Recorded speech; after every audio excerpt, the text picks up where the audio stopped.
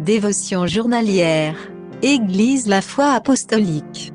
Lecture biblique, Deutéronome chapitre 13, versets 1 à 18, chapitre 14, versets 1 à 29. Rien de ce qui sera dévoué par interdit ne s'attachera à ta main, afin que l'Éternel revienne de l'ardeur de sa colère, qu'il te fasse miséricorde et grâce, et qu'il te multiplie, comme il l'a juré à tes pères. Deutéronome chapitre 13, verset 17. Je ne pouvais pas dormir. Des souvenirs me traversèrent la tête, remplissant mon cœur de tristesse. Anne et moi étions de bons amis. Nous avions beaucoup de choses en commun, nos personnalités s'accordaient. Nous avions partagé beaucoup de moments amusants, ensemble ces dernières années. Cependant, dans un autre sens, nous étions différents. C'était une différence fondamentale, elle n'était pas une chrétienne. Je savais ce que Dieu me demandait de faire. Il voulait que je me sépare d'Anne, qui ne croyait pas en lui. En fait, elle insultait souvent les chrétiens en ma présence. Je ne pouvais pas supporter la bataille spirituelle, dans cette étroite amitié avec Anne.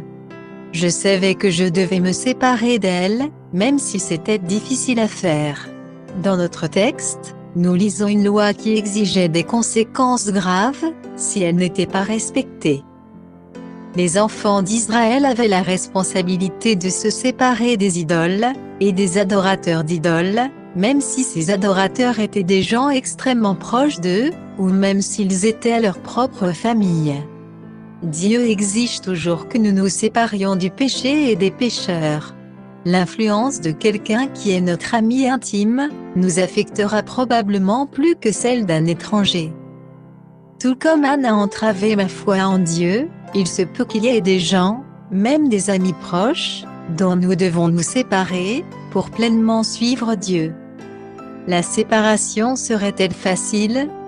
Probablement pas, et Dieu ne promet pas que ce serait le cas. Cependant, il promet d'être avec nous, et si nous sommes obéissants, nous serons en mesure de recevoir toutes les bénédictions de ses promesses. Dieu aura compassion de nous, et il multipliera nos bénédictions. Faire ce que Dieu demande, vaut le coup. Te demande-t-il de te séparer de quelqu'un? Commence ton obéissance dès aujourd'hui. Tu seras content de l'avoir fait. Contexte. Deutéronome signifie deuxième loi. Cette loi a été donnée par Moïse, aux enfants d'Israël, après qu'ils ont erré dans le désert pendant 40 ans. Les générations précédentes avaient entendu la loi, qui leur avait été donnée sur le mont Sinaï. Maintenant, Moïse a réitéré les 10 commandements et la loi de Dieu. L'essence de ces chapitres est la pureté dans l'adoration. Le chapitre 13 met l'accent sur l'importance de celui qui doit être adoré. Israël devait suivre le seul vrai Dieu, et lui seul. Indépendamment de l'opinion populaire, Israël devait marcher avec le Seigneur, et vous le craindrez, vous observerez ses commandements, vous obéirez à sa voix, vous le servirez, et vous vous attacherez à lui. Ils ont été chargés de se séparer même des membres de la famille, qui les incitera à se tourner vers des idoles. Le chapitre 14 se concentre sur la pureté de l'adorateur. Dieu a demandé à Israël de s'abstenir de la viande impure ou souillée.